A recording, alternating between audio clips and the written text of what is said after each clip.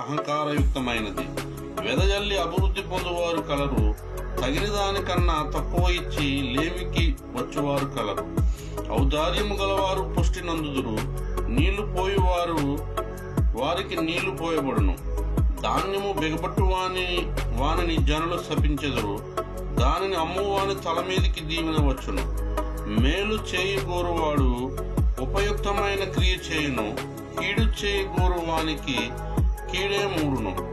ధనమును నమ్ముకుని వాడు పాడైపోవును, నీతిమంతులు చిగురాకు వలె వృద్ధునందుదురు. తన ఇంటి వారిని బాధపెట్టువాడు గాలిని స్వతంత్రించుకొనును. మూఢుడు జ్ఞాన హృదయములకు దాసుడగును. నీతిమంతుల ఇల్లు ఇచ్చు ఫలము జీవవృక్షము. జ్ఞానము గలవారు ఇతరులను రక్షించుదురు. నీతిమంతులు భూమి మీద ప్రతిఫలము పొందుదురు. భక్తిహీనులను పాపులను